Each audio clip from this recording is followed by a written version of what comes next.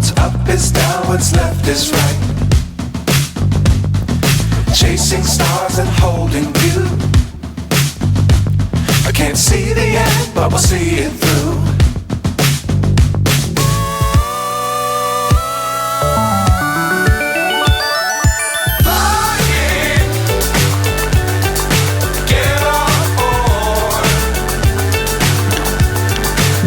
Hello दोस्तों, स्वागत है आपके अपने channel matric by Jeetu sir. एक बार फिर से लेकर के आए हैं आपके लिए बिल्कुल न्यू वीडियो, जिसमें कि हम बताएंगे आज आपको माध्य और बहुलक के बीच में क्या रिलेशनशिप होता है, इन दोनों के बीच, तीनों के बीच में क्या फॉर्मूला हम अप्लाई करते हैं।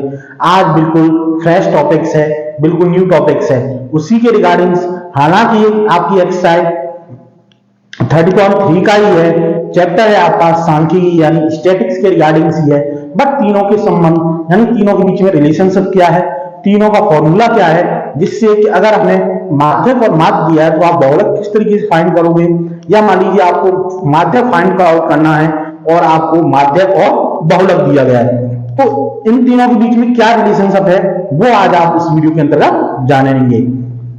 वीडियो स्टार्ट करने से पहले आप को यही पूछना चाह रहे थे कि आप लोग अच्छी तरीके से पढ़ाई कर रहे हैं या नहीं कर रहे हैं। देखिए, अब टाइम वेस्ट करने का सामने जा चुका है, अब केवल और केवल अपनी पढ़ाई पर ही फोकस करना है, अदर चीजों को आपको निगलेक्ट करना है।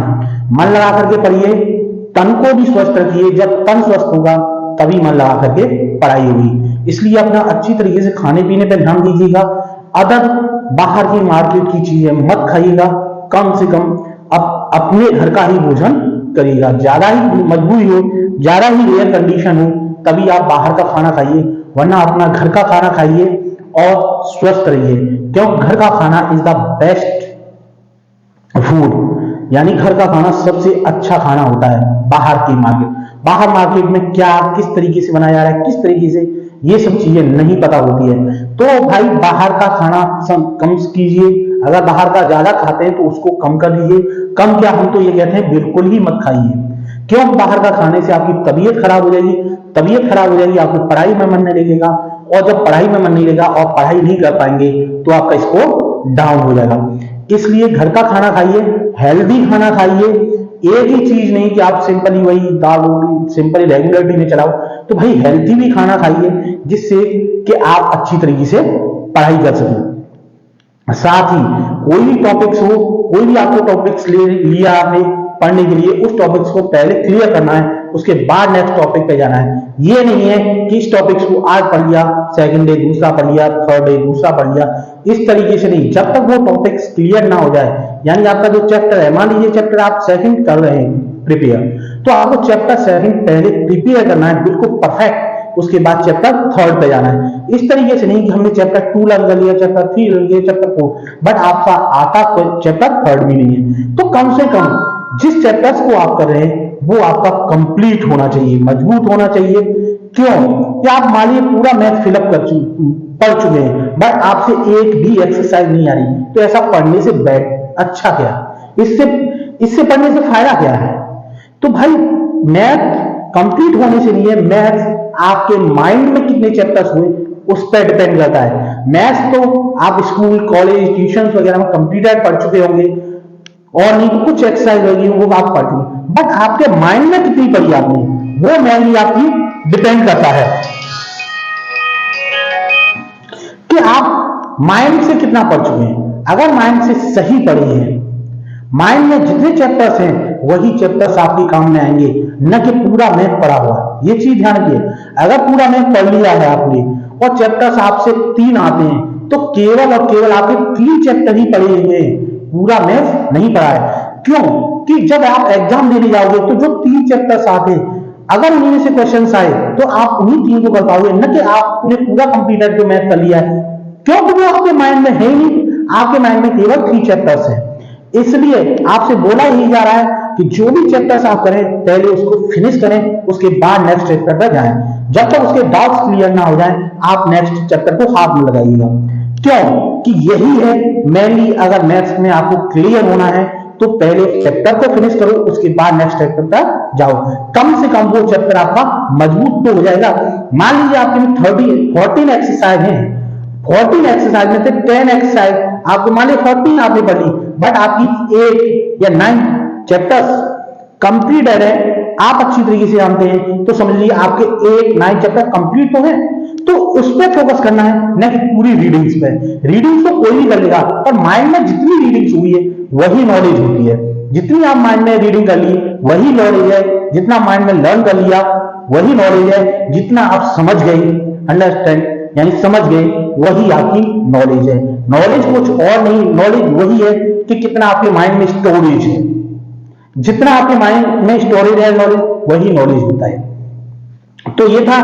अब आप ध्यान रखिएगा, बाहर की चीजों को निगलेक्ट कीजिएगा और केवल अपनी पढ़ाई पर फोकस करिएगा। क्यों कि आपके पास केवल और केवल 3 मंथ्स का टाइम रह गया है। फरवरी में एग्जाम्स होंगे। सेकेंडली, जो सीबीएसई बोर्ड के रिगार्डिंग्स हैं, सीबीएसई बोर्ड है जिनका इंग्लिश मीडियम वाले हैं, उनका जनवरी से ही एग्जाम है। गवर्नमेंट ने पहले अनाउंसमेंट कर दिया है, यानी बहुत बड़ा सरप्राइज दिया है उन बच्चों को जो सीबीएसई बोर्ड से हैं क्लास 10 पे। उनके लिए बहुत ही बड़ा सरप्राइज है, यानी एक तरीके से उन्हें धक्का लगाया, तो उनका एग्जाम जनवरी से हुआ।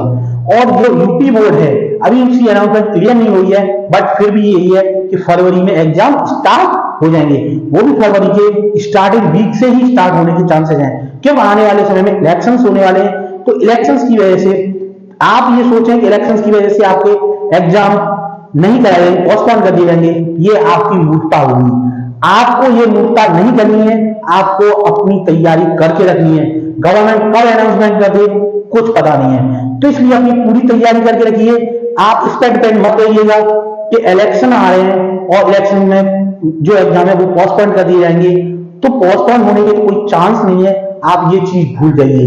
केवल एक ही बार कोरोना की वजह से पोस्टपोन हुई थी, इसके अलावा इलेक्शंस की वजह से मेरी जहां तक ध्यान में कभी भी एग्जाम पोस्टपोन नहीं हुए। इलेक्शंस को आगे पीछे कर दिया गया, आपके एग्जाम को आगे पीछे कर दिया गया, बट एग्जाम अवश्य हुए।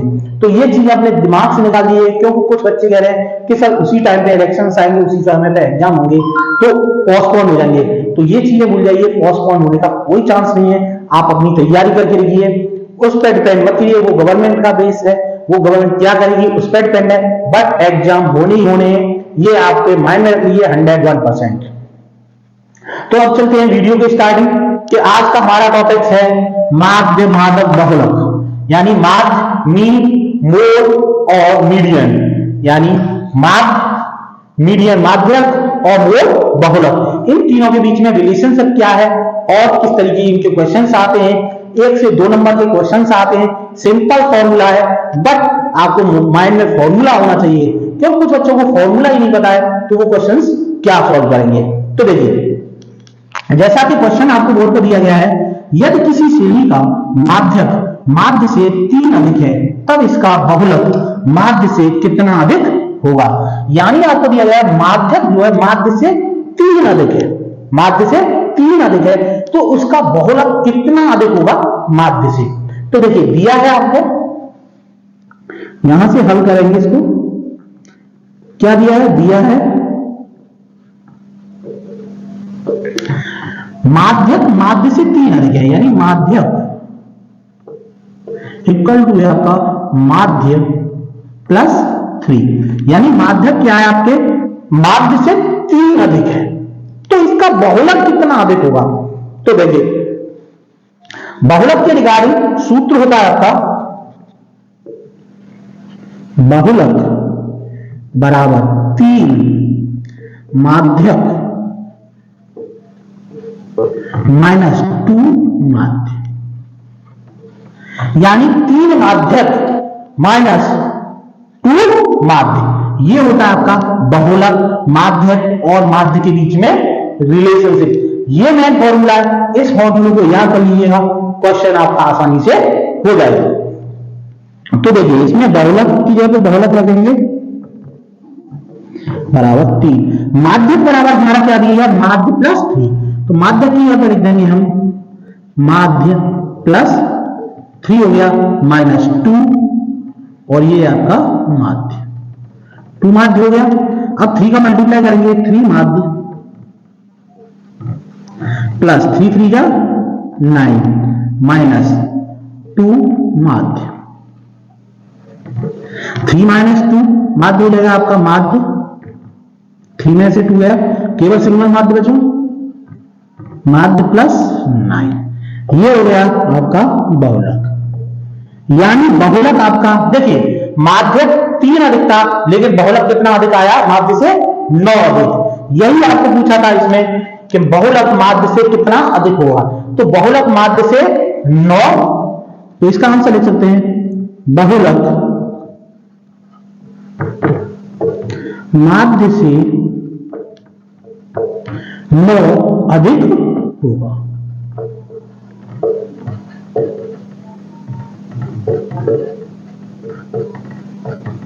ये होगा आपका आंसर। अब आपको समझ में आया, ये क्वेश्चन आपका मोस्ट इंपोर्टेंट क्वेश्चन है, इसलिए आपको कराया है, क्योंकि बच्चे अक्सर मीन, मोड और मीडियन में ही फंसे रहते हैं बात, लेकिन उन तीनों के बीच में रिलेशनशिप क्या है वो उसको फाइंड आउट नहीं करते, और क्वेश्चन इस तरीके का आ जाता है तो वो फिर हौच पौच हो जाते हैं और कहते हैं कि इनके तीनों के बीच में रिलेशनशिप का आज तक फॉर्मूला ही नहीं पढ़ा हमने, कौन सा फॉर्मूला होता है, तो वो यही फॉर्मूला है कि अगर आपको मीन और मोड दिए गए हैं तो आपको मीडियन किस तरीके से फाइंड आउट करना है, अगर आपको मोड फाइंड आउट करना है और मीन और मीडियन दिए गए हैं तो आप इसको किस तरीके से फाइंड आउट करोगे। तो देखिए ये आपका इसमें पूछा था माध्य से कितना अधिक होगा, तो आपको समझ में आ गया कौन सा हमने फॉर्मूला अप्लाई किया।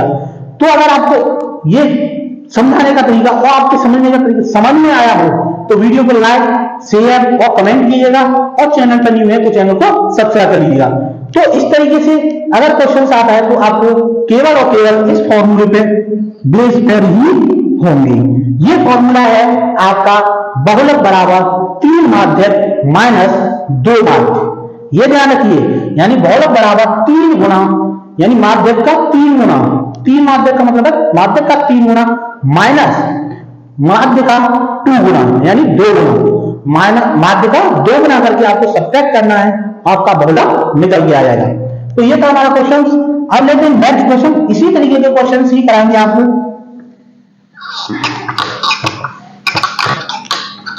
अब लेते हैं क्वेश्चन नंबर, ये आपकी एक्सरसाइज 13.3 का है, चैप्टर नंबर 13 एक्सरसाइज 13.3 और आपका क्वेश्चन नंबर है 18।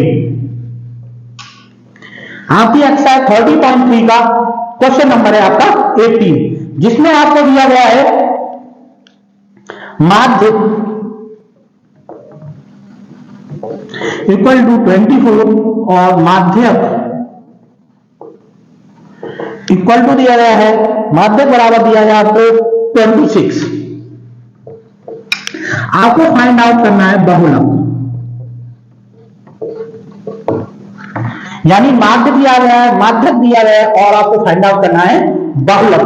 तो बहुलक हमें किस तरीके से निकालेंगे, तो बहुलक के लिए मैंने आपको फॉर्मूला बताया था अभी, बहुलक बराबर 3 गुना माध्यक माइनस 2 गुना माध्य।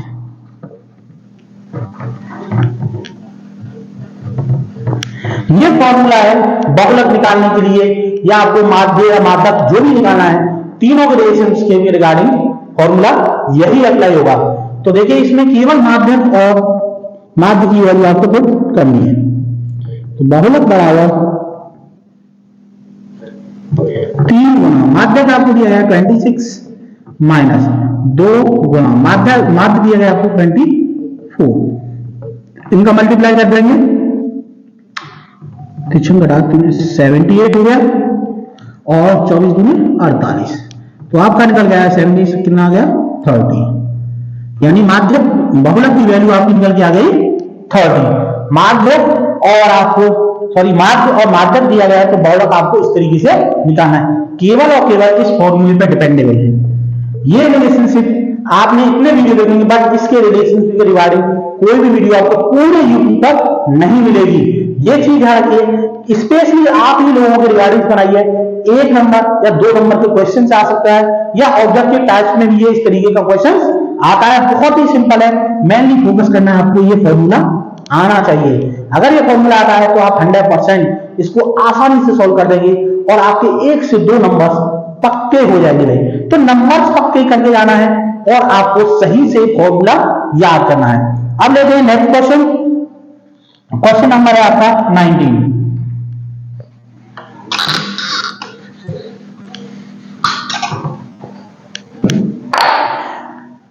क्वेश्चन नंबर 19 में आपको दिया गया है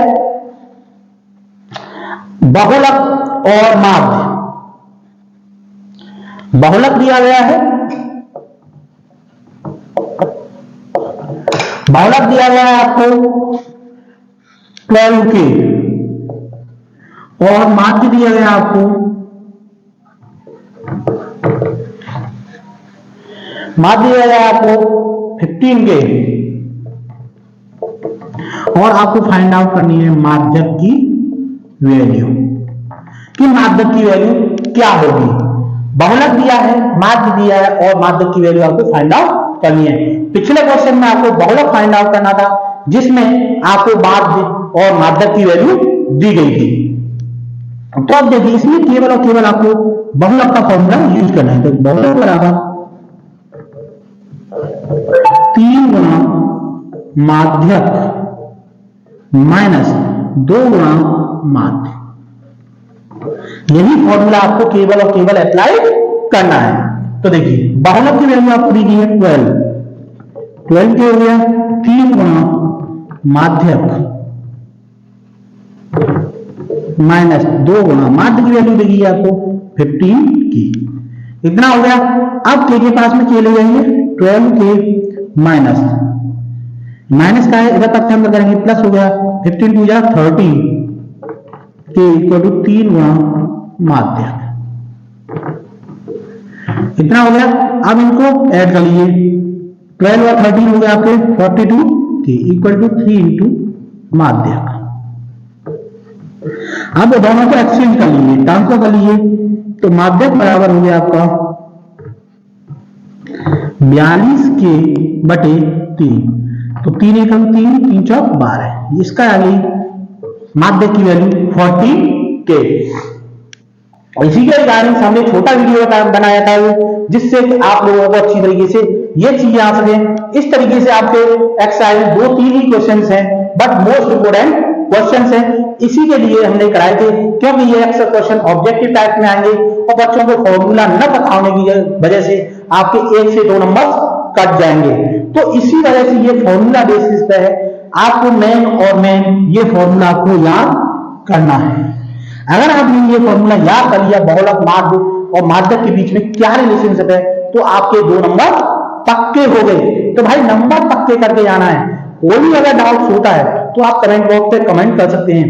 अगर आपको वीडियो पसंद है तो वीडियो को लाइक शेयर और कमेंट कीजिएगा और चैनल पर न्यू है तो चैनल को सब्सक्राइब कर लीजिएगा। बट एक चीज ध्यान रखिएगा, कभी भी मैथ्स की वीडियो को आप स्किप मत कीजिएगा। अगर आप स्किप करेंगे तो समझ लीजिए वही फॉर्मूला आपका निकल जाएगा और आप आगे देखोगे कि ये क्वेश्चंस कैसे सॉल्व हुआ आपकी समझ में नहीं आएगा। तो मैंने हमारा यही है, मैथ्स की किसी भी टीचर्स की वीडियो देखिएगा जो आपके बेस्ट टीचर हो, आपको समझाने का अंदाज उनका अलग हो। अगर मेरा अंदाज अच्छा है आपको समझने में समझाने का तो आप कमेंट बॉक्स में कमेंट कर सकते हैं कि अंदाज सर आपका सही है। अगर कहीं कमी है तो भी आप कमेंट बॉक्स में कमेंट कीजिएगा कि सर यहाँ से आप डाउट्स क्लियर नहीं हो पा रहे कि ये डाउट्स है या ये चीज प्रॉब्लम्स दे रही है आपको लर्न करने में। तो ये चीजें अगर आपको कोई डाउट होता है तो कोई चीज समझ में नहीं आती है तो आप कमेंट बॉक्स में कमेंट करिए। गाइड 101% आपको समझा करके ही छोड़ूंगा। कोई भी क्वेश्चन से नहीं आता आप कमेंट बॉक्स में कमेंट कीजिए, उसके रिगार्डिंग जितने भी क्वेश्चन होंगे 3 से 4 क्वेश्चन आपको बिग एग्जांपल्स कराए जाएंगे।